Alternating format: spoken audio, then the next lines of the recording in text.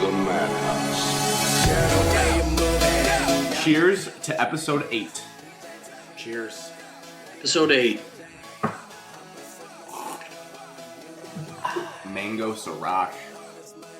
Blue Mio ginger ale and Tito's handmade vodka from Texas. Just water tonight. We are recording on Monday, March 8th, 2021. The time is 7:48 p.m. and I am completely dry, and you guys don't have Hunter Dickinson as my dad in your bio, meaning we avoided a sweep on both ends and our bet stunk. But we split the series.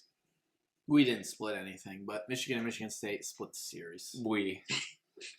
So, before we get into college basketball, anything you guys need to get off your heads or anything? I feel like I should start asking that at the start of the show. Check in with everyone. Yes, I have one question. Evan, is it true you watched the entire Michigan State Duke game last night before you went to sleep? Yeah, from the tournament of 2019, yeah. Oh, yeah. Any glaring thoughts? There was no foul trouble for us. No, I missed Cassius Winston and Xavier Tillman. Just thought maybe Tillman did not travel. Wink, wink. Oh, interesting. Didn't know if you actually did. Any thoughts for you, Alex? On my weekend, my week in general. Yeah, I feel like we should do check-ins. I had an okay week. I feel all right. Ted Lasso's a great show. Ted Lasso, we did watch that. Great show. I ate like shit today, so I feel like I have like someone punching me in my gut right now. So we're gonna grind through that. I had a bad weekend in terms of what I put in my body. There's no doubt. Evan left behind ice cream at our place, and I took a scoop of it at noon today and thought, what am I doing? It's noon. We can't be having tonight dough at noon. We'll be hammering that ice cream soon. Okay. All right, now we're checked in. See, that's all building rapport with each other. Now the audience feels like they know us a little bit better. One of Grant's best skills. Right. Okay, college basketball. It just feels like it's been a all-you-can-eat buffet of college basketball in our faces, making up all these games. And now we finally get a couple days off until the Big Ten tournament starts for both teams, so that's nice. I'm actually looking forward to a break. I need to, meditate, walk around the block a little bit, maybe go on, a sabbatical and just relax for the next 4 days until, we really get going here. So how we'll do it is, I think chronological order is the best way to go.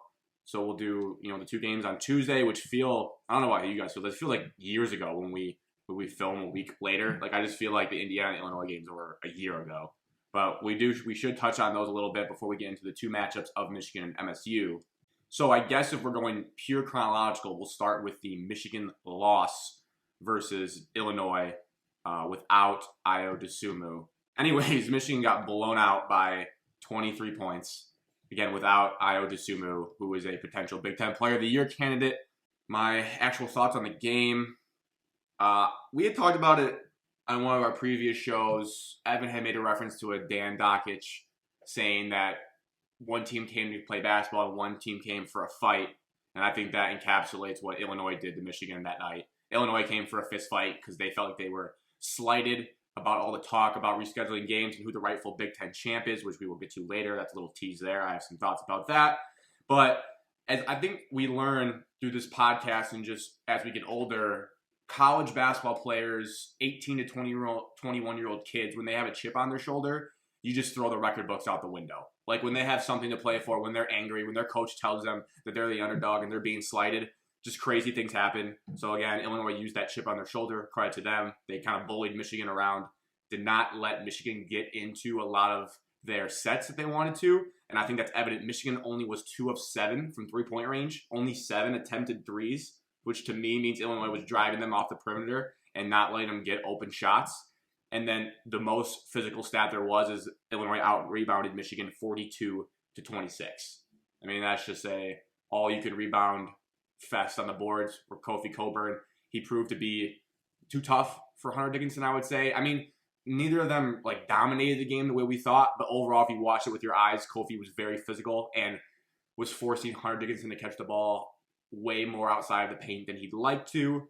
I would say the turning point in the game for me was the part where Kofi picked up his third foul very early in the second half, and then Hunter Dickinson picked up his third on I would say for Big Ten standards, a soft box out on that end. And I thought that if that call was not made, which again, Russ had really nothing to do with the game. But if Dickinson was able to play extended minutes there without Kofi in, there was a chance that Michigan could have gone on a run and it would have been a tighter game. So it was probably like a 9 or 8 point game when that happened, and then maybe they get a little run in them. Didn't happen. You got to give your credit to Curbelo and Trent Frazier for stepping up in the absence of Io. Sometimes that'll happen when your best player's out. Other guys like have the chance when you have the skill to show what they had, and they made a lot of great individual one-on-one plays. And like I said, the chip on the shoulder. So those are my thoughts about the Illinois game. What did you guys think? Well, like you said, out-rebounded pretty badly too. Curbelo had 17 points in 19 minutes, so he was tearing up Michigan. That is efficient. Michigan shot pretty bad too. I don't want to be, Captain Obvious here, but when Michigan doesn't shoot well, they typically don't play very well. I have a stat for that later. Little teaser there too. And then Illinois shot 47% from the field and from 3, 46 from 3. So Illinois had probably one of their best games of the entire season. Michigan had one of their worst. That is probably why there was such a wide gap. Michigan just didn't really look fully ready to play, in my opinion.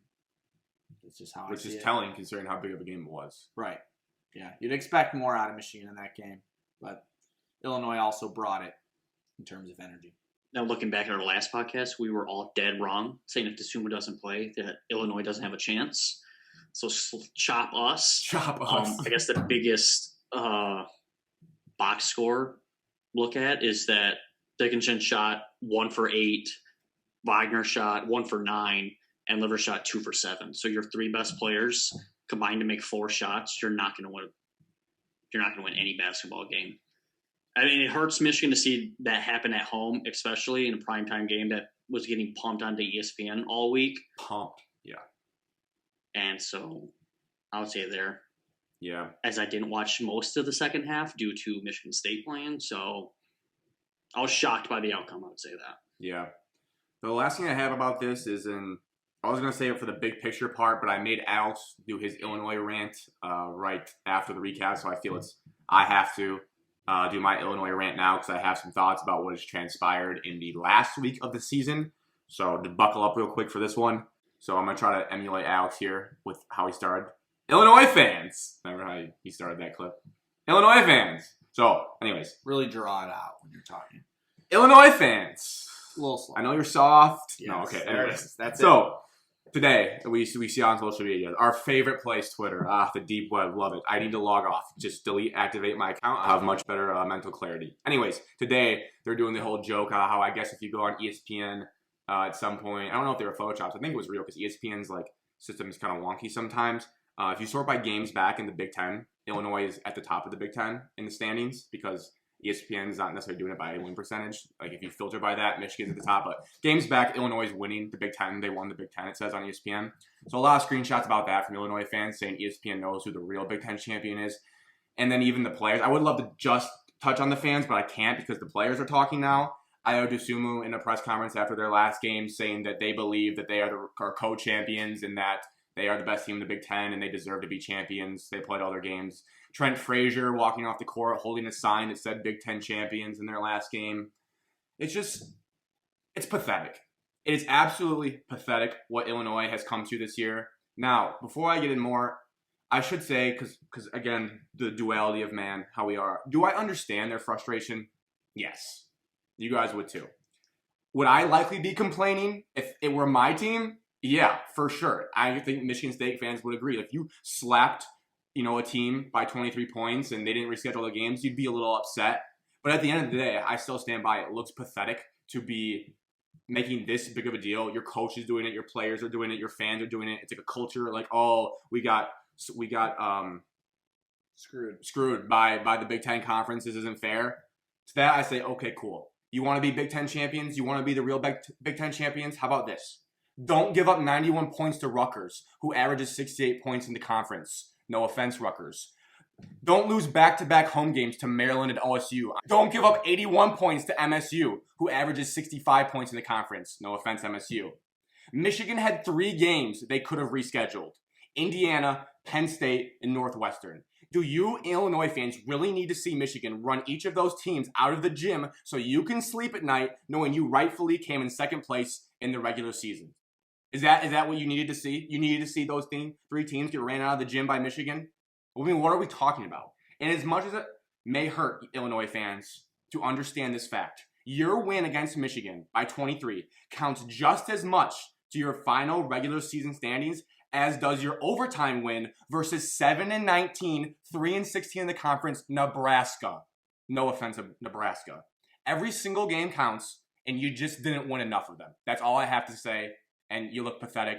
And if you really want to do something about it, prove it in the Big Ten tournament. You have the chance, okay? So just be quiet online, be quiet in your post games, just play basketball. Do you see, Illinois fans, what you did to poor Grant over here? I mean, the kid is worked up. Look Alexa, what you did to him. Play it, I'm Upset by Drake. With that being said, I think they're going to win the Big Ten tournament. We'll also get to that later. A lot of teases today. Okay, so now we got that out of the way. I need to calm down and let you guys talk about Michigan State's win versus Indiana, 64-58 on Tuesday. Who's your daddy? Yeah, terrible basketball game. I'm just not going to sugarcoat it. The game sucked. Michigan State shot 37%. Indiana shot 32%. Gross. Michigan State was 4 of 17 from 3. It's a measly 23%. And Indiana, you think they'd be a little better. 2 of 20, 10% from 3. So what a great basket. And both teams shot under 70% from the free throw line. Ew. So really, really, really ugly basketball game. The final was 64-58, so low scoring. Basically what it came down to was Aaron Henry just willing the team to victory at the end. As I said, offense was tough for both teams. It was a sloppy basketball game. If you watched the game, Robbie Hummel commented on it about 28 times. He really thought it was a terrible game. But Aaron Henry did what he has been doing all of February and now into March. He took over. He was willing this team to the NCAA tournament, which they did it, on Sunday in a different game. We'll get to. Tease. But Aaron Henry is the sole reason why Michigan State won this game. And also the performance of Marcus Bingham on Trace Jackson-Davis. Phenomenal defense. He's really proving that he can, if he can get a little quicker, he can really be a great defender in the Big Ten. I'm glad you shouted out Marcus Bingham Jr. because Trace Jackson-Davis only had 9 points when last time we faced him. He had 34. And so, like you said, a sloppy, ugly game. And then down the stretch, Aaron Henry took over. I mean, there's nothing really stands out in the box score. Nothing really stands out in the X and O's besides, I would say, Henry's last 10 or 12. He shot 50% from the field. Other than that, I think I listened to Tom Izzo's press conference after and see how emotional he got after the game. Because late in the game, he tried to draw up a play for Langford. And Langford told him, I cannot move because if he physically can't anymore because how tired he is, how many minutes Michigan State has been playing over the last 2 weeks. And I think that was one of the biggest takeaways I took away from the game. Just what this team was going through, and this game mattered at the time, but Indiana doesn't deserve to be in the tournament. Chop. And that was like a must-win game, like we said in our last podcast. You win one at home like you're supposed to, then you deserve to play more meaningful games later on. Another weird stat, Thomas Kithier only 4 minutes again, no stats. So I think Kithier is really fading out of Tom's lineup, even though Evan is a huge Tommy boy over there. Great movie. Yeah. That's like the old Tony Snell stat line where you just get in and you do nothing. Rocky Watts had 16 minutes with no stats as well. Really? Like 16 zeros. minutes, 0 boards, 0 assists, 0 points. Just that he's out there. A paper bag floating through the breeze. Shout out Katy Perry in a basketball game. And to Evan's point about minutes, Aaron Henry played 37 and Langford played 34. So they're just carrying the load, as they say. Yeah, they do say that. So mine, you basically wrote down what I wrote down, Alex. But I should call back that I thought water would find its level when it came to shooting. It did not. Like you said, 2 of 20 from 3. I mean, what are we talking about? And then 4 of 17 from Michigan State. So Water did not find its level. I guess it doesn't always. Michigan State won the rebound battle by 6, and I'm guessing in that type of a game, that stuff matters with an extra possession here or there. And then the outlier was 10 blocks for the team, and like you said, Bingham had, I think, 3. 10 blocks is a lot for a team, so that just shows the interior defense. And then, like you said, it helps when you just have the best player on the floor down the stretch. Aaron Henry's doing Kamara Baldwin-esque things that Kamara did for Butler a couple of years ago, just spread out. And, Butler shout out. The old just get out of his way and let him go to work on a guy. That seems to be working. And when you have a guy that good, good things will happen at the end of games. So there's that. Now, for the main entree, the 2 matchups between Michigan and MSU. First one, final score was 69-50 at Chrysler on Thursday. Yeah, nice. From where I stand, it was great to see Michigan bounce back after their drubbing against Illinois with the regular season Big Ten champs on the line. This was a very nerve-wracking, you want to puke from the start just to see how they come back, because essentially if you lose this, then it's all or nothing to win the Big Ten championship against Michigan State at Michigan State. So you really need to bounce back in this game. X's and O's wise, I think everyone would agree with what I'm saying, is that Michigan State decided to go under quite a few screens in this game, and it led to Michigan making some big shots. Most notably, Franz Wagner hit a couple off the dribble too. Eli Brooks had one in the beginning of the game. Mike Smith hit one where they went under. My thoughts on Hunter Dickinson, who was kind of the most important figure, I would say, on Michigan's team for the big picture here. He was efficient mainly in the first half. There was that stretch where Kithier was on him, and it seemed like 3 possessions in a row. They just threw it to him, let him back him down, and he went to his left hand over his right shoulder, which he loves to do, and this is his main move, and he was just able to get to it against Kithier. It's just crazy when you watch games like that to know how big Kithier is, but then they just look so small when guarding a guy like Dickinson. It just kind of illuminates how big he is. In the second half, he had some struggles. I think he had 6 turnovers in this game, which is a little like red flag sometimes, like a big man turning it over that much, but I mean, I said to Alex too, and he knows it more. I've been saying it the whole season. Like, Dickinson has some like sweaty, like Butterfinger-esque hands sometimes, where the ball will just get him. He'll land on 2 and go to, put it up, and it'll just fly out of his hands. So that happens sometimes. I'm sure you guys will touch on the officiating in this game. It was kind of a muck fest in the beginning of the game. So I don't know. Overall, just I have more thoughts about the loss because that concerned me more. But this one, I think they just handled their business and played well. So your guys' thoughts on the first matchup? Shout out Bo for the great officiating. Bo who? Bo Borowski. Bo Borowski. But Evan, I'll let you go first. I went first last time. So speaking of officiating, was the officiating bad in the game? Yes. Was it bad both sides? Yes. Would the better officiating help Michigan State win this basketball game? No. Just to get that out of the way, I'm not blaming the refs. I never will blame the refs for a loss because there's more done on the court than the refs calling plays. But Bo Borowski is horrendous at his job and has been for a long time. A long time. And he might now be like my least favorite official. So we'll move on from there. Wait, so we have Evan's announcer power rankings we have to do eventually, and Evan's official power rankings. And also, Alex almost spit out his drink, and I think it came out his nose. I would say, so touching on the first half. It was a close game for most of the first half. Michigan went on a small run towards like the end of the first half. Well, my biggest takeaway from the first half was like these small point runs or change of momentum swings that Michigan State can't afford to have if they're trying to win this game. It's where, like, for example, we had a fast break and it gets past Aaron Henry down low and he tries to do an up and under. He misses it. Michigan now is going down on a fast break and they get a basket, foul, and one. So there's like a small 5-point swing there. So it was like these 3 to 5 point swings in the first half that was costing Michigan State to either take the lead or a closer margin at halftime. And then the second half was just simply you couldn't shoot the ball. And a poor shooting team being forced to shoot jump shots, it's not a recipe for success. I mean, Langford shot 2 for 10 from the field. As a team, we shot 0 for 9 from 3-point range. And we talked about this after the game. It's who is going to be able to find a 3-point shot, and no team in 2021 is probably going to a basketball game if they don't make a 3-pointer. And I would say probably most of these 3-point shots were just like late in the game when we're already down 18 to 20 points. So they didn't really matter if they were going to go in or not. By no means is Michigan State a shooting team. They haven't been all year.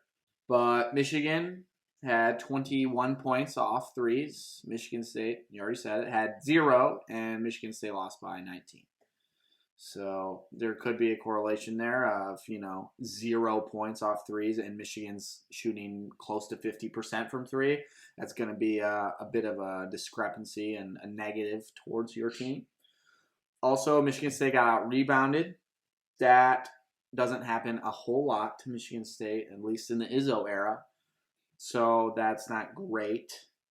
Just Michigan State came out kind of as I expected, where I hate to say this, but like Thursday's like the feeler out game, and then let's put all our eggs in one basket for Sunday, and like let's win on Sunday, because they didn't look right. They looked off.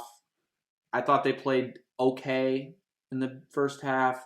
The Aaron Henry flagrant, not that the refs are the reason Michigan State lost, but I think that sucked any potential momentum Michigan State might have had, which wasn't a lot to begin with.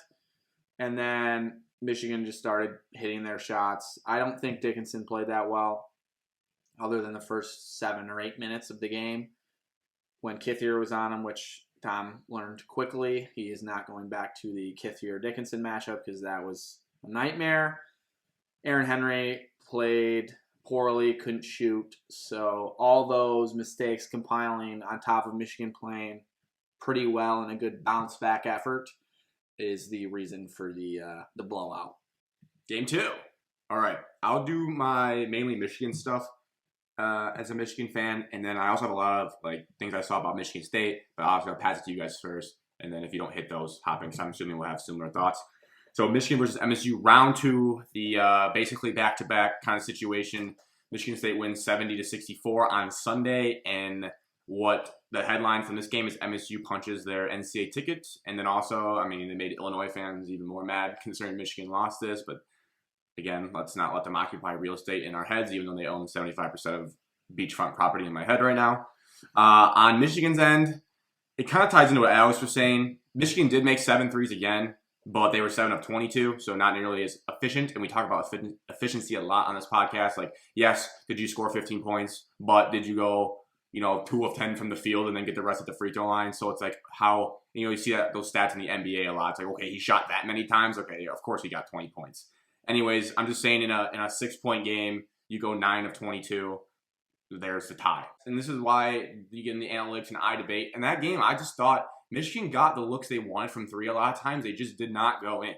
In the first half especially, I think we were all watching the game for context here with the watch party, and they were just long. Michigan's shots were just long. They're bricks off the back iron. I don't know what it was. Maybe it was the MSU cardboard cutouts, because they're the only team in the country that have those. Just joking. But I don't know. Every single person did. It's not like it was an outlier. So there was those, the missed shots. The play of the game in my eyes was the same team rebound between Shondy and Mike Smith that fell right back to Bingham, who was still hanging on the rim. Watching that back is just a hilarious clip. Objectively, it sucked for Michigan fans, but he misses a putback dunk, which would have been huge in its own right, and then 2 Michigan players are going for it. I don't know how Shondy didn't give up Mike Smith enough to grab it, considering how short Mike Smith is, but it tips off their hands, and then Bingham's literally hanging, looking at the ball, lets go, grabs it, and then goes back up and gets the and one on Dickinson, and that made it to 9 or 10 points, and that was a huge moment in the second half. Again, not to criticize the refs, they definitely didn't cost the game, but if I were to watching the game back, it would be calling Dickinson for a 4th foul that actually was on Franz Wagner, and the ref just totally spaced out and gave it to the wrong person. If you're interested in that, it's towards the back half of the second half, and it's crazy. They literally go up for the drive, and Franz slaps, I believe, Aaron Henry across the arm, and the ref is looking and pointing at Franz in the air, but then they all come down and just picks Dickinson out for the 4th foul. It didn't end up really costing Michigan that much because Dickinson still had moments down the stretch not falling out, but just a crazy absolute move. So we definitely can't have that in March going forward where we're just picking the wrong guys who are fouling people. But it was one of those games, if you watched the Illinois game as a Michigan fan, you just knew Michigan didn't really have it. And when Michigan State got to 10, I was like, this isn't gonna happen. Coming back in this game, they're just not playing well enough. We'll save the Eli Brooks stuff for the big picture part. But other than that, what do you guys think about Michigan State's end of the deal? I thought water found its level in this game a bit for Michigan State in terms of shooting after 2 horrid shooting performances in their last 2. 44% from the field is, not super flashy, but for Michigan State basketball this year, that's very good. So that already puts them in a better spot. They made 4 threes. That's 4 more than the last game. Another nice plus. And they out-rebounded Michigan, which Evan said that didn't matter in the first game. I think out-rebounding matters, especially on the offensive glass with 9 offensive rebounds. The biggest, I think, point of the whole game in terms of the Michigan State side is the re-emergence of, December Rocket Watts came back on Sunday. He was in his bag, as the kids say. Pull up from free throw line. I think he was like 8 of 13 in the game on his mid-range jumper, so he's pretty efficient. I don't know. Should I check that? You want me to I thought you were going to go it was just funny because I was thinking I thought you were in his bag, pull up from the free throw line, step back 3 layups. I'm like, well, no, it's literally just free throw line pull-ups. That is the extent of Rocket's bag. Just free throw line pull-ups, basically, and maybe a floater or 2. He's actually 8 of 16, so, still very efficient for Rocket Watts considering how he's averaged 6 points throughout the Big Ten season. Yeah, let me hit it real quick. 6 points per game on 29% shooting in 21 games leading up to this game. And he sat the final 17 minutes of the Thursday game for not hustling for a loose ball. So as a Michigan fan, I can say I was shocked at this performance and feels like an outlier that just punched you right in the nuts. Other than Rocket Watts, who with the big bounce back, really bounced back of the season because his mom was in attendance. Had a lot to do with it, I heard. But the bench points also came. Joey Hauser with 11 points. Evan, the Joey Hauser fan club over there. I'm sure you loved that. 5 of 7, so extremely efficient as we are an efficient podcast over here. Marcus Bingham continued to play great defense, really bothered Dickinson. 8 rebounds, a block, 3 steals also for Bingham. So just proving he can be a great defender. And then I think the final most important thing, it's not really that important, but getting 7 minutes out of Jack Hoiberg, turnover-free basketball, I thought was, bold by Tom Izzo to put Jack Hoiberg in the game, but he trusted him more than Hoggard, which says a lot. And 1 assist at the end of the season. 1 assist. And Langford with a ginormous shot on senior day with the 3. He might be coming back next year, but if it is his last shot in the Breslin Center, it's a pretty big one. Took him 8 senior years to senior day games to get classic it. Michigan fan. Classic. You already touched on Rocket Watts, so I'm not going to go there. But Langford's shot at the end, let's not forget what he did on the offense possession. Literally the time before going down the court, he drove it down the lane, just panicked, turned and just threw it to Michigan, said, you guys can have it. Go try to win the basketball game. And all Michigan State fans were irate and upset with Langford. And then he comes down and just pulls up, I think it was early in the shot clock too, 45 seconds left in the game, pulls up from 3 and bangs it home. So that was our 4th 3 of the game. That proved to be the game-winning shot or the shot that led us to win. Other than that, it was Langford and Henry offensively for Michigan State.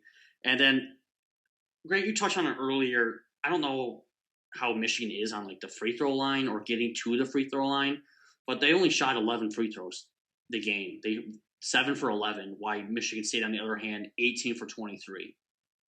And as a Michigan State fan, it's usually the other way around where we don't shoot as many, and that's a kind of reason. In a 6-point game, getting 11 less makes from the free throw line is a big difference. Mm-hmm. And obviously, Brooks going down dramatically changed what Michigan had to do offensively. He played 5 minutes and had 5 points. Early on, Brooks was leading the offensive charge for Michigan. And like Alex said, huge Joey Hauser fan. I will not take any Hauser hate anymore for the rest of the year. And he had 4 points early in the first half, and that kind of got our offense rolling. We were kind of stagnant there for a while. I think Michigan had a lead early, and Joey either got us the lead, or just kind of got a rhythm on offense going. So I'll credit him for that. Like you said, Alex, I would highlight Marcus Bingham, Rocket Watts for sure. Then obviously Henry. And I mean, Molikal played 24 minutes, played pretty well on Livers. He held Livers to 3 for 9 from the field. So I was shocked there. Yeah. Joey made a shot that looked like me out there, or one of us trying to make a shot against someone across the lane. I don't know if I would say in his bag on that, but it was something. The only other thing I would say about that is, I wrote down the free throw thing. Michigan, to me, they just seem kind of sped up on their drives and not landing on two as cleanly as they have and not utilizing ball fakes and getting fouled, really. The one thing I guess I'd say that the silver lining is that Michigan's defense wasn't horrendous. I mean, Michigan State, sometimes you got to tip your cap. They made so many tough, contested, mid-range jumpers. I mean, I remember sitting there just like, oh, okay, I can live with that. But then it gets to the point, like, how many can you live until they break you down? It's just like, these are tough mid-range shots that in this era of basketball, people like scoff at. But if a team's going to make that many of them, and your mom's going to watch you play for the first time and you're going to go 50%, it's like, well, you're going to tip your cap and say, I didn't know that was going to happen, and here we go. That's essentially it. I would say on layups, Dickinson was short a lot, just didn't have a feel for the banks. Same with Franz on one or two drives. Just didn't. Franz came on nice later in the game, but the stat observation I know you're all waiting for, Grant stats. Here we go. Found one. collegebasketballreference.com. Shout out. Just doing some searching for Michigan.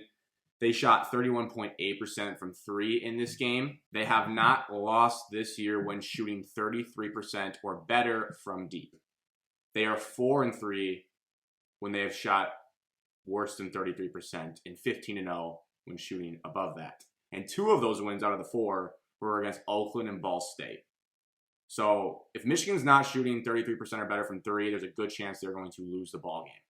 So it's one of those things like, well, what does that really help me when I sit down and watch a Michigan game? Like, Grant, if they're not shooting well, they're going to lose. But it kind of shows you that, which is weird because everyone used to think the Beeline teams were ride or die by the three, but it seems like with the lack of free throw production they're getting, they're going to need to be making three-pointers at an efficient clip, efficiency again, or else they're going to be losing basketball games. And I think the Oakland game was an overtime game. So they really struggle if they're not shooting 33% or better from three. So that's just a stat of the day. Yeah, I mean, I guess if we're going to go happy-go-lucky, let's all get along. Both teams from the state of Michigan are in the NCAA tournament. Woohoo. Let's go big picture.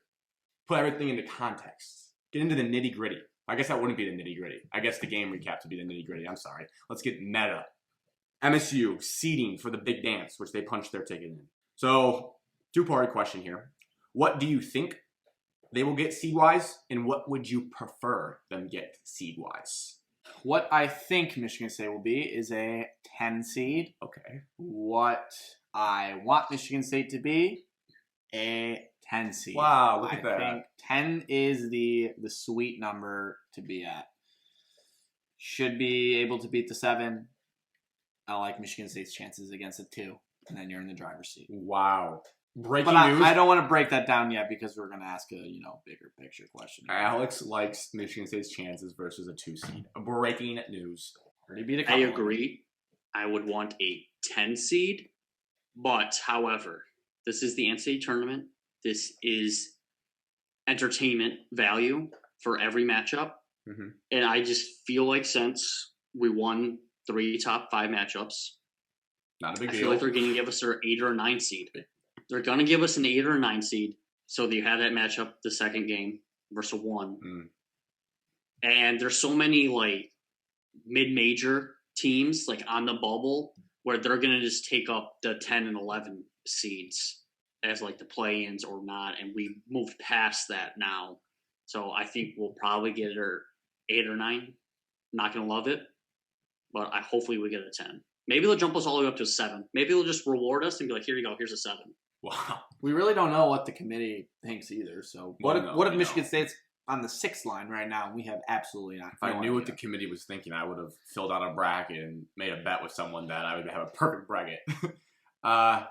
So what was I going to say about... You're supposed to say what you think Michigan State will be in the big dance. Oh, that's right. I had something to say off of Evan's point, though, but I kind of forgot, so I will just do that.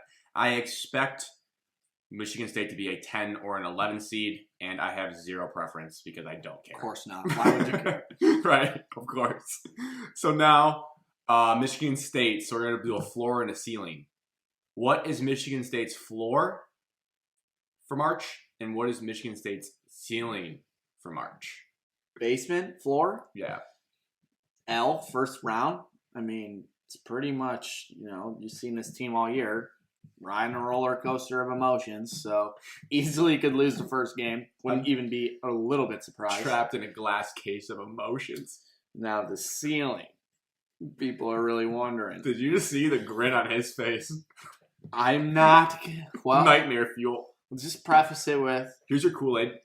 Sure, let me take a drink real quick. Oh, yeah. Michigan State has already beaten a 1 seed, 2 1 seeds, probably, and a 2 seed. Can Michigan State do all of that while beating a 2, a 3, and a 1? I don't know. But if I'm going to put a ceiling on it in this conversation with Tom Izzo at the helm and this team clicking in March, this team could, I wouldn't predict it, could get to a Final Four. They could. Say it with your chest next time. Well, I'm not confident, but they could do it. We're not into the baby takes business. You say it with your chest. The ceiling is the Final Four. That sounded much better. And It's a I fact. actually would kind of believe you more than I did a second ago, but I The don't. ceiling's a Final Four. Because I have eyeballs. Ceiling's a Final Four. Well, I'm in shock. I'd like to pat myself on the back and saying that I believe that this team would make the tournament every single podcast. True. And you guys were a little True. Debbie Downer. Shout out you. But Evan did call this. But Grant also hates Michigan State. So he didn't want him to make the the tournament. floor, I would say, is like Alex. You lose the first game. I mean, it's very realistic. Very could happen. All about your draw in the tournament. The ceiling, I would say, is just it's the second weekend. Oh. I'm not getting past Oh. because you start thinking about the second weekend. You're playing. If you get to the second game, would be a miracle. But you're playing a regional final in that second weekend, and I just don't see us getting that far. Yes, we have beaten 2 1 seeds, but these 2 1 seeds are also not Gonzaga and Baylor, which we could face. Chop. So Talk about I negative. would say the second weekend is like the ceiling. What If we get to a Sweet 16, it's a pretty good year for this squad. What if there's upsets? What if Baylor and Gonzaga lose? What if Michigan Yeah, good State's question, playing man. Loyola They're in the Chicago Final Four. in the Elite Eight? You have to say that the ceiling technically would be the national championship because anything can happen with 18 to 20-year-olds. Go Ramblers. But Grant, I'd love to hear your ceiling of how Michigan State can only lose in the first round or lose in the first round, floor and ceiling. Then not to take away from your thunder. Michigan State's floor, first game loss. Michigan State's ceiling, second game loss. Almost said something mean. What? But I didn't do it. You really did take the wind out of my sails there, but I don't care. I mean, that's just I've watched credit to me that I, after living with Alex, starting this podcast, I have watched more Michigan State basketball this year than ever before, and they stink. And it's one of the worst Michigan State teams of all time. And especially in Tom Izzo's career, and that's not a hot take. That's just real. So it's a bad year to pick to watch because at least you want to watch enjoyable basketball. Like, thank goodness I didn't have to watch the Michigan State Indiana game because Michigan was playing. That was also equally as bad. So, yes, I mean, I just can't sit here and honestly say to people that I think they'll get out of the first weekend. I can't. It would be a disservice to people. No. And you should love the underdog role. Blue collar, that's just put your hard hat on underdog. No one believes in us. Michigan State versus everybody. Eat it up. Eat it up. I'll believe by myself. Evan, congrats. You jumped off the bandwagon. It's just me now. Rowing that boat to the Final Four on my own. Evan drove the bandwagon to the tournament while you were like, 30%. And then he swerved left into the oncoming traffic, and now he's gone. So here am I. Oh. I survived the wreck. and I here would we say go. Sweet 16 is still pretty on the bandwagon. That's like asking a lot. You asked what the ceiling is. Yes! That means what's the best? craziness. No, that's just realistically what the best thing that could happen. There was never the word of a realistic. Then in your mind, then every team ceiling is the championship. Correct. But that's just, we don't live in a fairy tale and gumdrop land. Well, not every team has 3 top 5 wins. Actually, no one does except one team in the entire country. We both know when it comes to conferences that is more likely when upsets can happen. Nebraska almost beat Illinois, Did okay? No, but they Does almost Michigan did. have 3 top 5 wins? No, Does Gonzaga? probably not. We didn't play our Big Ten games, remember? We're fraud Mickey Mouse Big Ten champions. Does Gonzaga? Does Baylor? Gonzaga might. They Does play a lot of anyone? teams. Does that? Baylor Actually, I'll could. answer for you. No, no one does. Michigan State has 3 times as many. So as what are anyone in you the saying country. at the end of the day? What are you saying? Well, That you're the best team in the country? Is that what you're saying? I'm saying that not any team has that high of a ceiling, but the team that has the best wins should have a pretty high ceiling, and that ceiling is the Final Four. And Tom Izzo has the most Final Fours of most coaches active. But wouldn't it just kind So of be why would I say Michigan State can't get to the Final Four? But why would I like say that? You're just nitpicking the good parts of it. Yeah. Like, yeah, it's just 3 top 5 wins, which are very impressive, but then there's a lot of, like, disgusting losses, too. Right. So I think that's why the floor is losing. But I would say a tempered was more evidence, is more tempered. It's like, okay, Sweet 16. Like, that's acknowledging that they have the ability to shock a 2 seed, but they haven't really shown the capability to push yourself to the Final Four.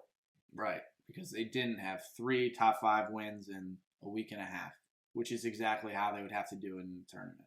They'd have to string big wins together in a short time period, which is exactly what they did.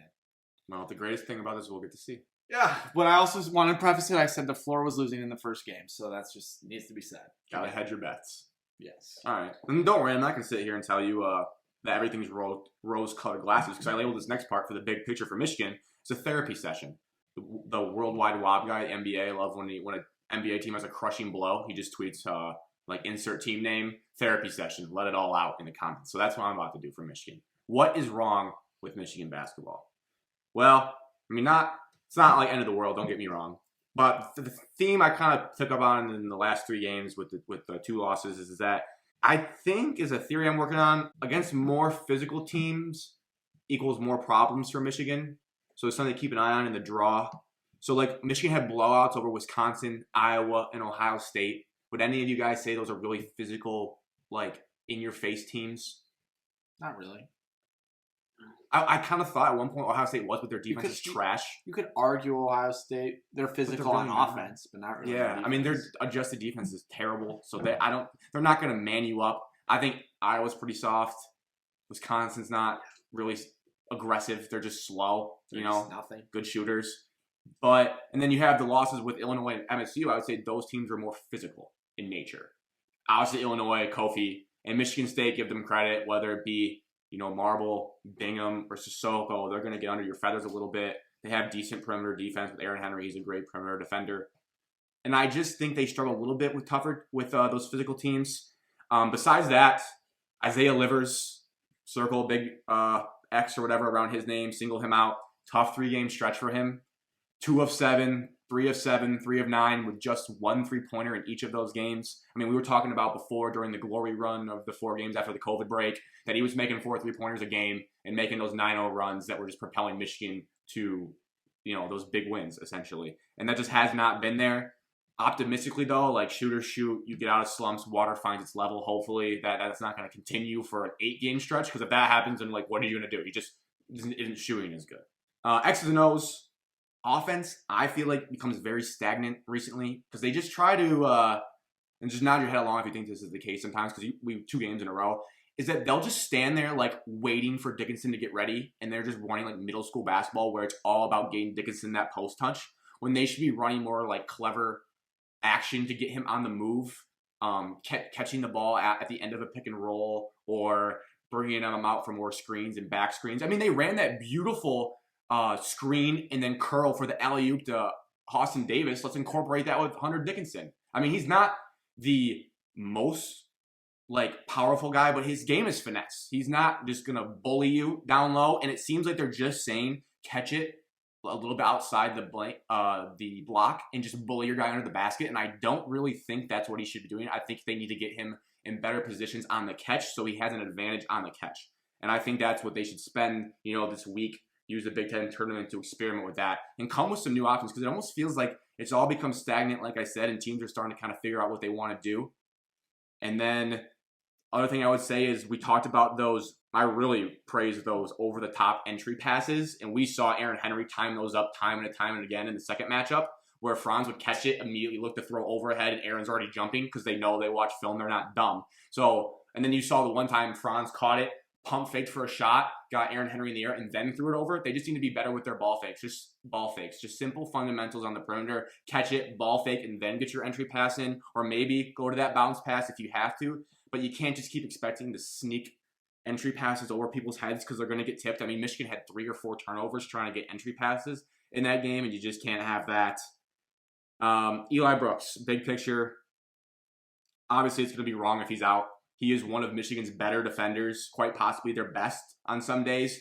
And his big contribution on offense, I would say, is he does make some big threes, but he really is that one more guy. He helps keep the ball moving on offense. It gets to him, and he's already looking for because he's not a score-first guy. He's looking to get that next pass to Franz or Isaiah and let them knock it down. And with that, you're just going to see the ball stick a lot more, which is not good around the perimeter. I think I want to answer a listener question from our friend Ben from Southeastern Michigan. He says, is Michigan a Final Four team without Eli Brooks?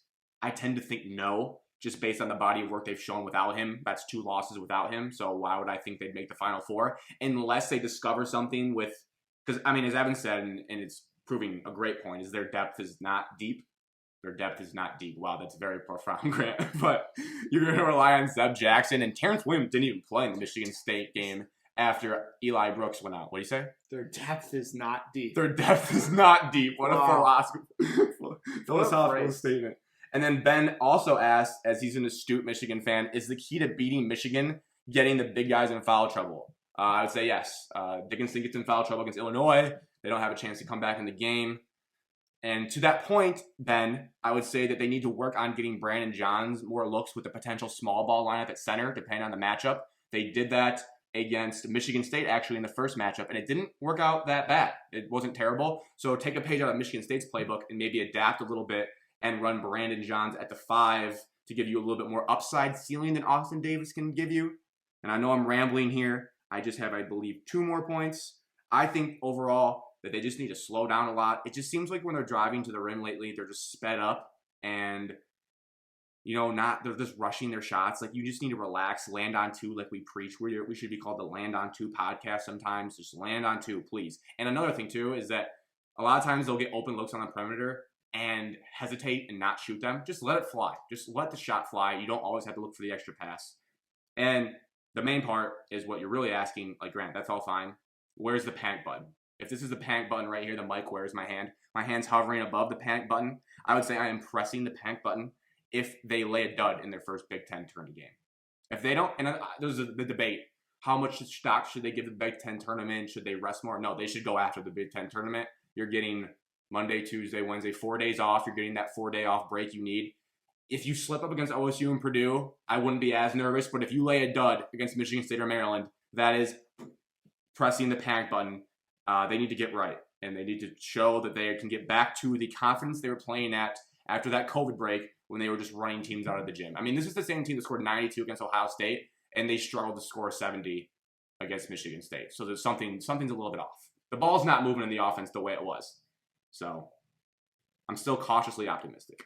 Yeah, I would say from you going on about Michigan, let it out, Grant. I wouldn't say vent, Yes. but just basing off some of your points, you just had touched on the Ohio State game. If you just watched the Ohio State game and then watched the Sunday game, you would think those two are totally 2 different teams. Right.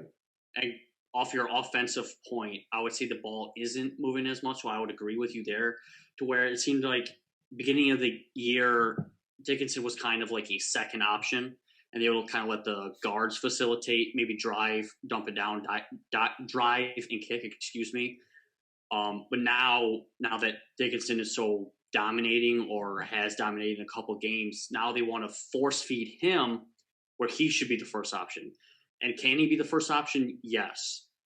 But I feel like he is better at when Michigan is running more and when he's like the second option, when Wagner and Livers are driving or kicking the ball.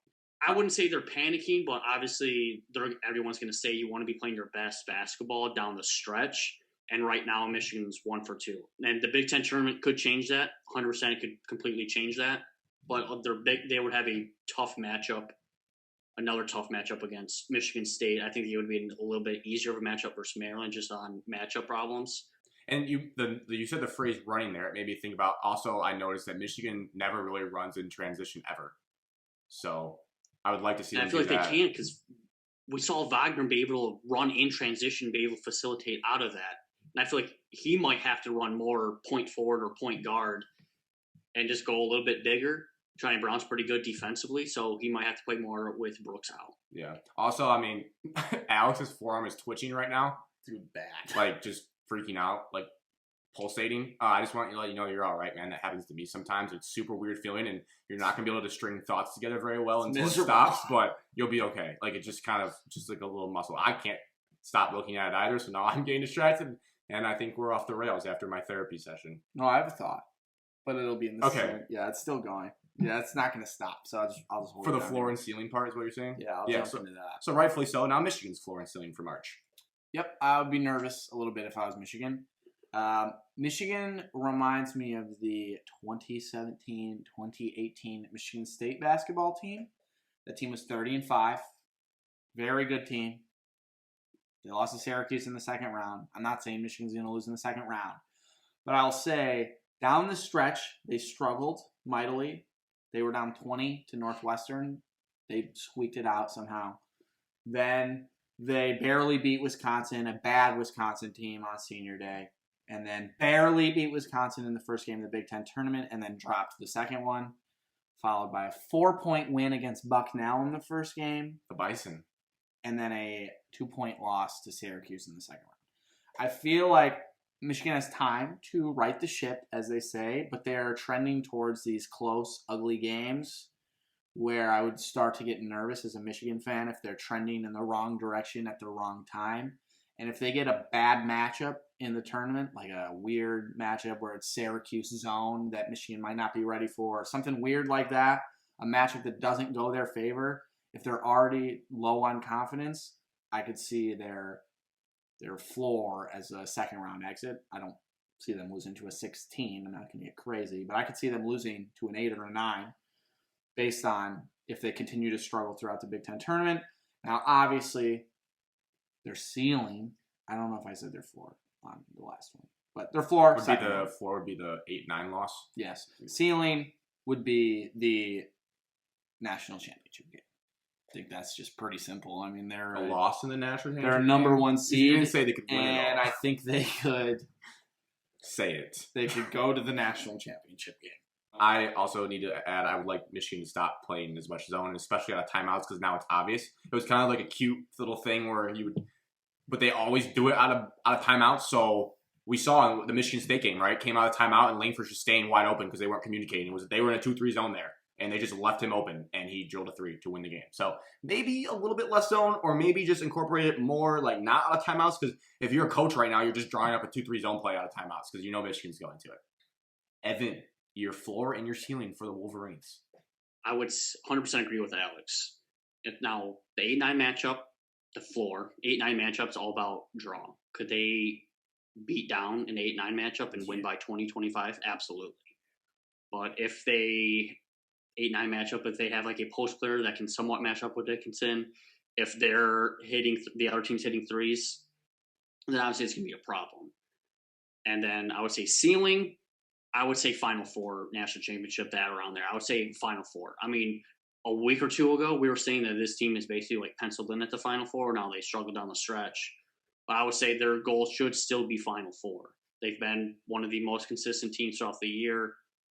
And, I mean, they were kind of bragging about it. I wouldn't say so from a Michigan State fan. Michigan fans were kind of bragging about how good they were. And so to back that up and to beat us down, because we're the basketball school, we've always been better, I would say you guys need to get to a Final Four. My floor for Michigan right now is the Sweet 16. Do the first weekend, Sweet 16. Now, obviously, if they lose in the first round of the Big Ten tournament, it's the 8-9 game. But for now, I'm going to say it with my chest, the floor for Michigan is the Sweet 16. The ceiling for Michigan is cutting down the nets and winning the national championship game, because as I sit here today, I can still think back to the times I saw them play amazing basketball against Wisconsin, Minnesota, Iowa, Ohio State, when they are just playing the prettiest version of basketball that you can play, moving the ball around unselfishly, draining shots. Dickinson is dominating people, throwing skip passes across, pump faking, driving, layups. I mean, if they play at that level, which they can because they've shown they can do it, they can beat anyone in the country on any given night. So therefore, I feel like their ceiling has to be cutting down the nets. And as I think about the matchups, I'd much rather play Gonzaga in that game than Baylor, because I think Baylor is in that physical category. And I think Gonzaga, I don't know, I don't watch a lot of Gonzaga, but they strike me as a little bit less physical team than a Baylor. So I think they could beat Gonzaga easier, is what I'm really trying to say. I would like to say, without Eli Brooks, my answer would change. I am under the As you assumption he'll be back. If he's not, then I would be very full on panic button if I was a Michigan fan, which I am not. Rightfully so. We will cut you some slack for that if things go bad. We'll all remember, wait, we made those predictions without Eli Brooks. Okay, Big Ten tournament, little preview. MSU versus Maryland on Thursday at 11:30 a.m. There's a lot of people out there not going to name any names, not going to point fingers, saying it was a 12:30 p.m. game. No, come to the source for your information. Shout out Michigan Sports. We had it from the jump. Breaking news, 11:30 a.m. Never would lead you wrong. Yes, for those wondering, I lived in Indianapolis for 4 years. It is Eastern Standard Time. It is 11:30 a.m. That is when you need to be watching a little morning basketball. You can say, how's your morning going? It's 11:30 a.m. We're playing basketball. We'll love it. You'll be on your second cup of coffee. I'll be on my third because we're just different here. Anyways. Your guys' MSU Maryland prediction. Lay it on me thick. Michigan State, the last time they played Maryland Terrapin basketball. Booty. Maryland had a week off leading up to that game, and Michigan State was on their torrid stretch of 58 games in 46 days. Excuses are like buttholes, Alex. Michigan State will have time to prepare. They will be well rested, and they will come out, and they will destroy Maryland from the jump. Now we're saying it with our chest. Look at Evan's eyeballs. Good night, Terrapins. Michigan State by 14. Wow. That's it? No, I'm not going to give any background. That's just my thoughts, and everyone should ride with my thoughts. All right, I'll do a dramatic change, and I'll kind of break it down X and O's kind of wise, and not just boldly state something. Will Michigan State have a rest? Yes, this would be the first time Michigan State has 3 days off between games since the beginning of February. I think it was February 6th or 5th. Since the last time we had 3 days off.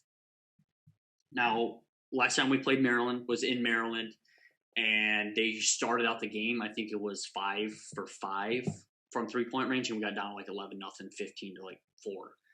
And obviously, it was hard to come back because we're not a jump shooting team. Now, what they did is they told us to shoot if you want to win, and we clearly didn't. And I think we've shown it a lot that we haven't been able to shoot our way to a victory or shoot our way out of from behind, so to speak. It would be interesting to see what Tom Izzo does to counteract what Maryland did in the first game. Are we going to play big? Are we going to play our bigs more? Because that was kind of a problem we asked on this podcast. Should Bingham play more? Because I think Maryland's tallest guy was 6'8". Does that help us a little bit?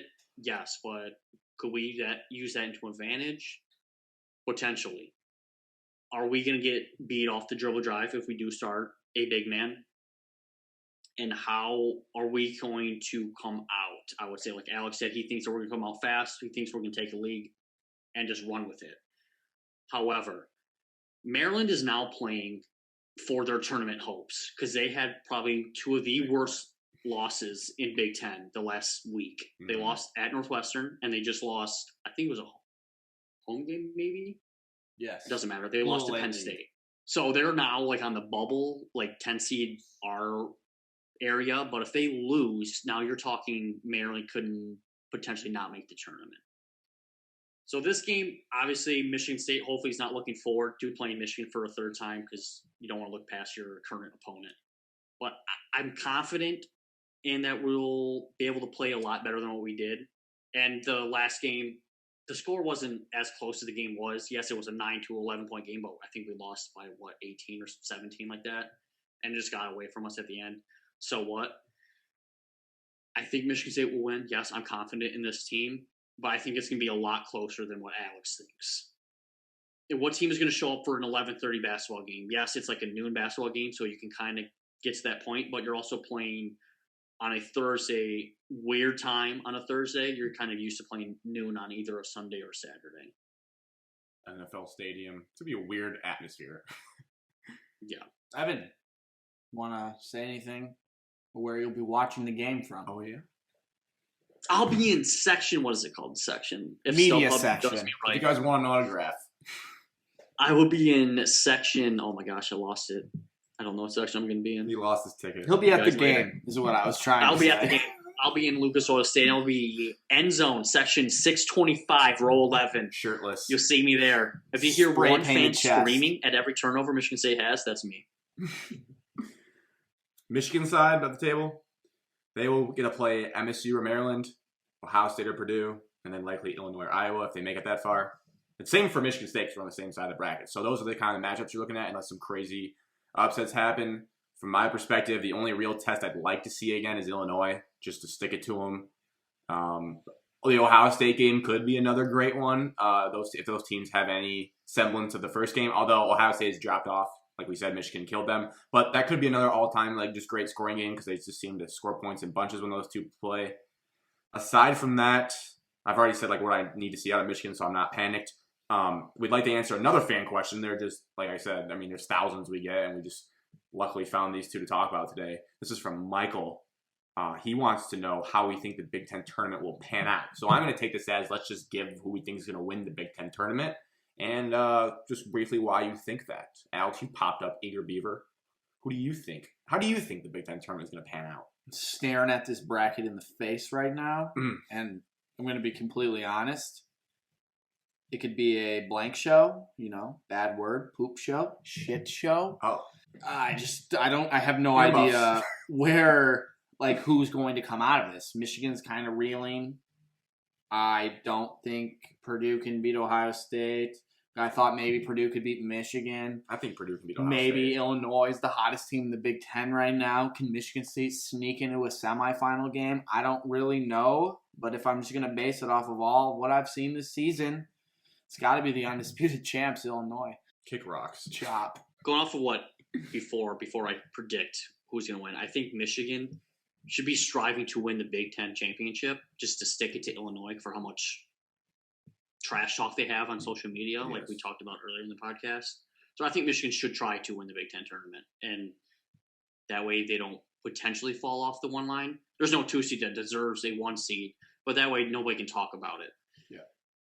However, I think playing the best basketball right now, I would say the championship probably going to be Illinois and Michigan, because I think Michigan would be a favorable matchup versus Ohio State, because I think Ohio State will beat Purdue. And then Iowa is just soft, and I guess Wieskamp got injured. Chop. Iowa is soft. Garza's overrated, and he's not going to transition to the NBA. And if you think he's going to, you're false. You don't watch the NBA. No, I barely watch the NBA. And he wears earrings. Okay. That's okay. It's 2021. His senior speech was so emotional when he was crying on the court. Oh, my gosh. Big Ten Network pumped that into their veins, and then they're just gloating about it. Didn't they already retire his number? I think they did. They retired it right after the game. That would be a disgusting move by Iowa. They did. They did. They Really That's did. gross. That is 55? Yeah, anyone wants to wear that. If you're an Iowa fan, shout us out. We'll take the backlash for this. Or an Illinois fan. We'd love to get some I don't chatter. want to hear from them. So I think Illinois is going to win because they're playing the best basketball right now. And if you're looking at it's a guard-oriented league, DeSumo's still playing. And last time we saw Brooks, he was sitting in a boot at the Boston Center. Yeah, I agree with Evan. I think Illinois will be out for blood in this tournament. I would love to see them play again, Michigan, Illinois. I think that could get very physical. Be great TV. And like we said at the very beginning of this, you just can't underestimate teams that are with a chip on their shoulder, backs against the wall. It's kind of like both teams in a way have that because Illinois still has something to prove, but then they also punch Michigan in the mouth, so Michigan's not going to want to lay down again. They got steamrolled in the first game. So I think it's a perfect storm of a bunch of anger and built up tension. As much as Michigan wants to say, be politically correct and say it doesn't really bother us what they all say, we focus on us. Yeah, of course you want to go slap Illinois. So it'll just be a great game for those two to play. But like Evan said, you can't sit here and objectively not say that Illinois is playing the best basketball. So I think they would be the favorite. And I've been on them since the beginning of the year before we even started the show. They have NBA players on their team. So yes, they are rounding into form, as the people say. I know Evan said that Iowa is soft, but don't rule them out in a matchup with Illinois. No, they played them pretty tight the first time. Yeah, 5-point game, but I'm just saying they can get hot from three like anyone. They you don't never play know. defense. All right, the second and last topic today. This is going to be we're calling this segment Final Four. It's March. It ties in. Look at us, thinking outside the box. But this is essentially our version of a Mount Rushmore power ranking segment where there's a category and you pick, from that, your four or so things, hence the name Final Four. Duh. So this one is going to be, and this was inspired from a part of my take episode that was like decently old, but it was just funny, made me think about what would our answers be. It's basically, what are each of us elite at? What are random things, could be as meaningless or obscure as possible, but that we consider ourselves to be elite at, like top 5% in the country at this ability or thing or whatever it can be. And so it's going to be like, I'll go, Alex goes, Evan goes kind of format. We'll just hop around, and it'll be interesting to see what people say and if there's any pushback or any explanation. So I will set the tone, which I feel nervous about, because again, I don't really know how obscure they're really going to get. My first one, I believe I am elite at opening doors and flushing toilets without the use of my hands. I might be top 5 in the world at this. And this was pre-COVID. This was before that. I just didn't like it. So in every public restroom I've ever been in since probably the last 4 years, I use my foot to flush it. I mean, I can't argue it. I don't watch you pee. No. So just kick it. I even do it in like my own home. I just don't touch them anymore. Just kick it, flush it, hold it down, boom. Doors could be a hip bump, could be an elbow bump. I mean, even when you're carrying something, you just rock your hip under that door. I even sometimes open doors with my feet, like leaving the gym. I'll just kick it open on the little handle, and I don't touch the door. Just don't touch it. Keep those hands clean. I am rather elite at leaving the bar without telling anyone. I'm great at just leaving without saying a word. Is that true? I've done it to Evan more than once, and facts. he really hates facts. it. 100% facts. So the Irish exit. I'm elite at the Irish exit. Yes. What? I've never encountered It's not this. that he's leaving. There's a couple occasions where he finds somebody at the bar, and he'll just be standing at the bar, and I'll be stuck in the bar with somebody else, our good friend Luke, and be like, I think Alex left. So we leave. Next thing you know, Alex is calling us. Hey, dude, where are you guys at? We left, man. Oh, I'm still in here. Well, thanks for telling us. Good elite talk, at man. not leaving the bar with the group that I came with. Usually I'm alone. But that makes it seem like you're still like just hiding in the bar somewhere. It goes back and forth. Sometimes I leave before everyone else because I thought they did, or I leave, or I don't leave and everyone else has already left and no one cares to tell me. But either way, it's an elite skill. I love leaving bars alone. This is creepy as hell. I'm just kidding. No, I don't think you Elite are. skill though. Irish exiting. Yeah, a lot of times people hate those guys. Yeah, no, I've gotten a lot of hate for it. There's no doubt. All right, Evan. I'll do my most boring one is procrastinating. Shout out schoolwork. Shout out education. A lot of college kids probably the same way. And procrastinating, it proves that you procrastinate, bad grades. You don't procrastinate, you get good grades. Shout out Avid Academy this semester, good grades. Nice. So that leads into, what are your go-to procrastination methods? Xbox with the boys. Yes. Or just somebody being like, hey, Evan, want to do this? And I'm just like, yeah, I can do that later. I can do the homework later. And then you're just going right up to the deadline. You're like, no, I shouldn't do this. And then you always think about yourself and pounding the desk like, God dang it, I hate past Evan for not getting this done. Yeah, I definitely will just clean or like do any awful chore like my laundry if I don't want to do something. Also, YouTube rabbit holes come into play. You'll just, you know what? Like, I'll just go to YouTube and like see what's on there. And then hour and a half later, oh, that assignment is still not done. Oh, Like, I remember TikToks. Yeah, TikToks. TikToks. Just diving into TikTok for 2 hours. You know, that kind of waste your time. Yeah. Senior year of college, you just walk upstairs at like 6 p.m. after classes. You're like, you go work on stuff. Your roommate goes, hey, FIFA? Oh, yeah, sure. I got 2 hours to kill. Don't need to do this assignment. But we are an efficiency podcast, and some people would make the argument that procrastinating is actually the most efficient thing because you just go down to the wire and then you cram that amount of work up into like 1 hour because you're like sweating and nervous to get it done. So in a way, you're being very efficient by procrastinating.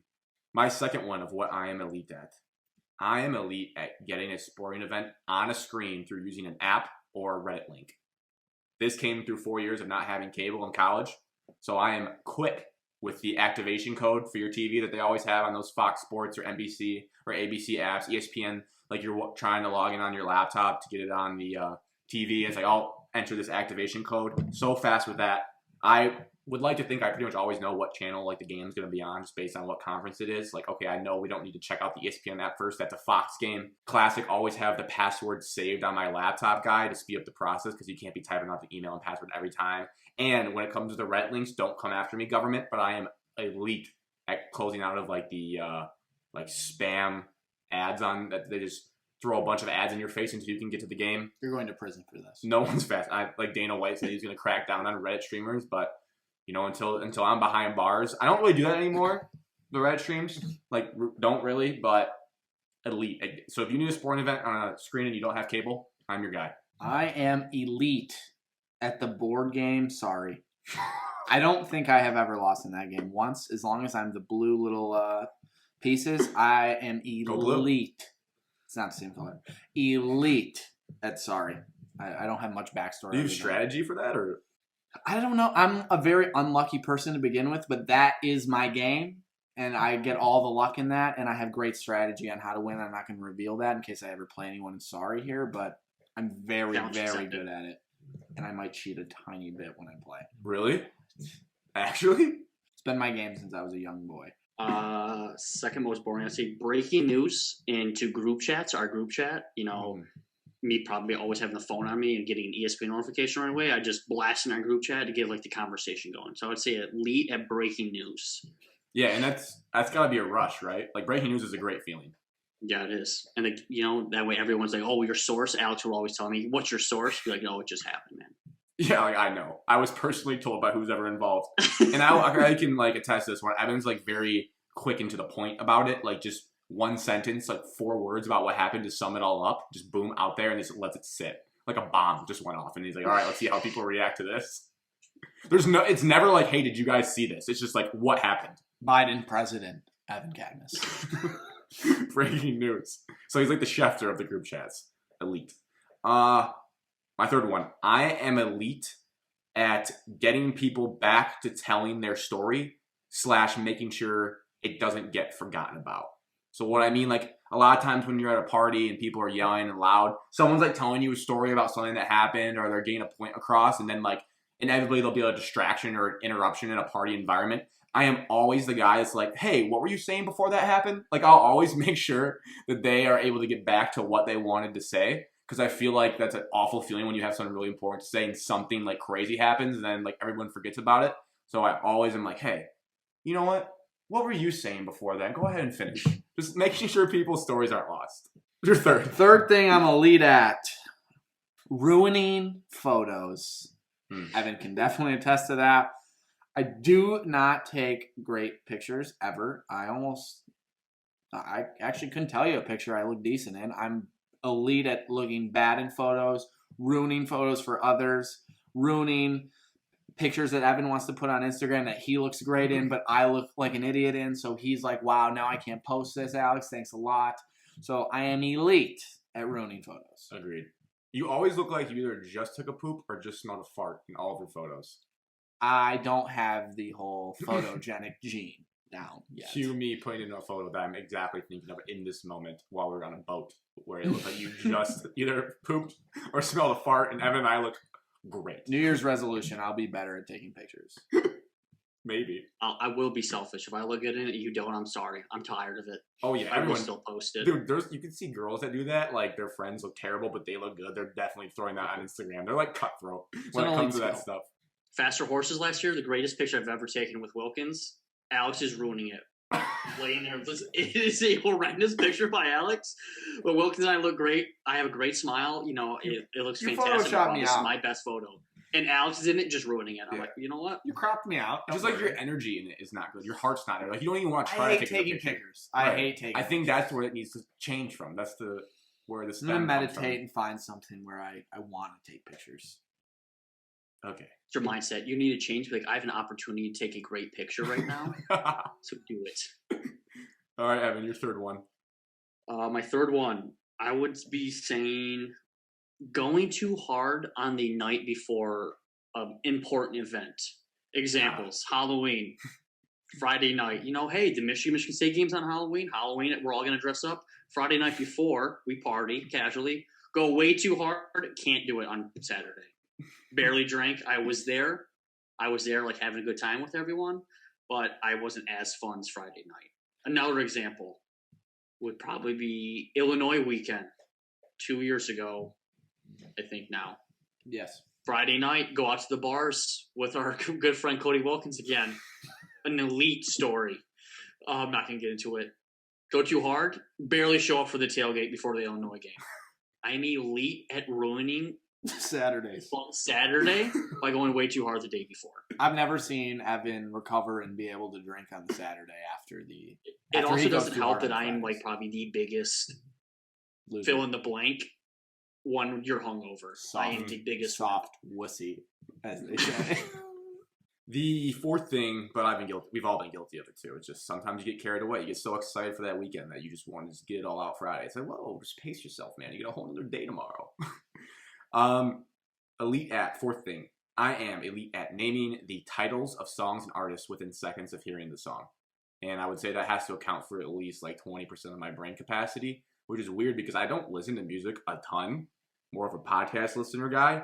But like something about my memory and I don't have a great memory otherwise, but when song titles and artists come up, that song plays, I could like win any comp. I honestly don't know what I'm doing like this for. I should just drop out of life and go find a show where you can get paid for remembering songs and artists. And I would probably be a millionaire if there was such a thing. Yeah, I agree. I am elite at obscure facts that are only partially true. So lying. Things that are, the concept is there, but once I say it and realize it's wrong, I will not go back on it, and I will just let it ride out until someone gets the Google search up and argues with me, which is usually Grant. But more often than not, I think I get away with my obscure facts that are only like 60% true.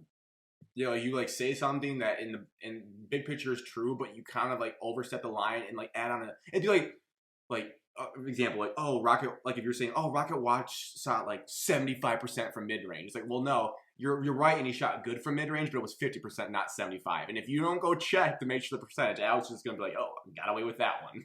Yes, quite often. It's a really bad quality, but really funny. Evan? So I would say my last thing that I'm elite at is walking across Michigan State campus drunk at 2, 3 o'clock in the morning, finding my way back to my room from somebody else's, refusing an Uber ride, saying, I have 2 legs for a reason. I am walking. Do I remember the walk half the time? No. I remember just waking up in my room. I'm elite at drunk walking across East Lansing campus. And fast, too, right? Fast walker from like your other story? Oh, yeah. Head down. Fast. I just thought of To get it done, you got to get there. Do you guys have any honorable mentions? Yeah. Mine are all like negatives against my character. Yeah. All right, I'll do one, then you go. I would say we're chopping ourselves today. I'm elite at making drinks for people out of limited ingredients at parties. Like the mixy. I would say you're drink elite guy. at coming up with names of drinks Yeah.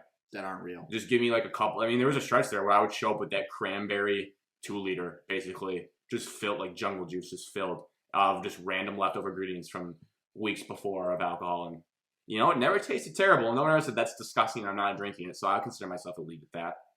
I'm elite at on game days and big games, reverse jinxing and all the jinxes imaginable, everything. I believe in like all the most ridiculous things, like turning my shirt backwards, watching in a different room if it's working. Everyone's staying in the same spots when the team's winning. I'm like ridiculous, elite at that. Yeah, over the top, some would say. Yeah, my other one was elite at overreacting as well to sporting results. Evan, any honorable mentions? Honorable mention, I would say I'm elite at giving my money away to sport books, Barstool, FanDuel, DraftKings. I'm just giving them my money, basically. Can't win a bet. I'm elite at awkward conversations.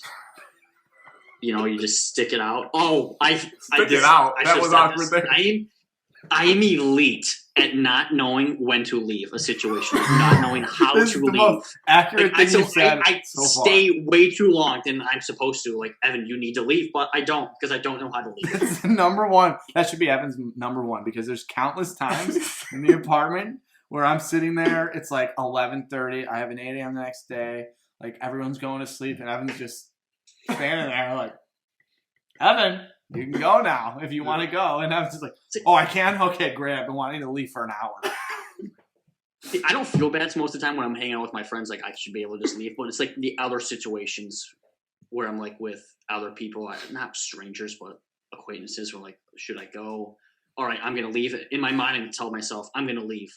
And then an hour goes by and you're still there, and I'm like, I don't know how to leave. I just don't know how to. We need Ed to work on workshop. Doesn't have to be today, but like a phrase for Evan that's his go-to phrase to get out of a situation like that.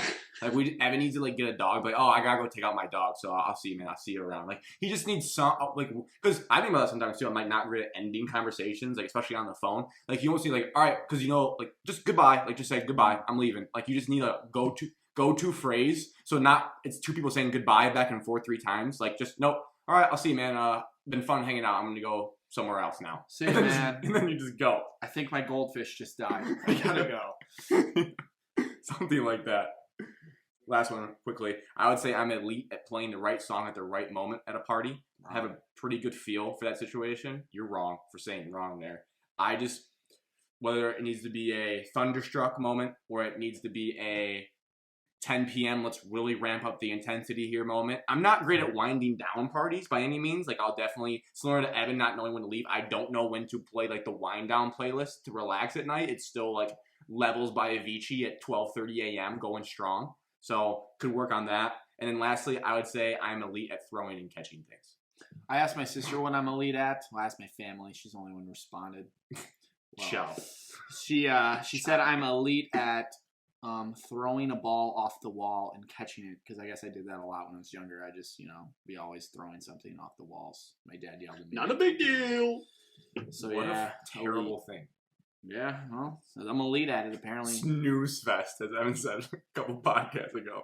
That's all for today's show. Follow our social accounts. Twitter, Instagram, and Facebook are all at Shot of MS. TikTok is at Shot of Michigan Sports. Our email is shotofmichigansports@gmail.com. The socials are good for 1-minute clips we post throughout the week with video. Email is good for any inquiries, whether that be business related, you want to sponsor the show, questions, we'll look at that. How you can listen to this show: Apple Podcasts, Spotify, YouTube. Depending on what platform you are listening on, we'd really appreciate if you rated the show, reviewed it, subscribed on, again, whatever you're listening to, and please share with a friend and maybe figure out what they're elite at based on our last conversation. And lastly, as always, submit any questions you would like answered on the show to help us tailor the show to what you guys want to hear. With that all being said on episode 8, cheers. Cheers to being elite.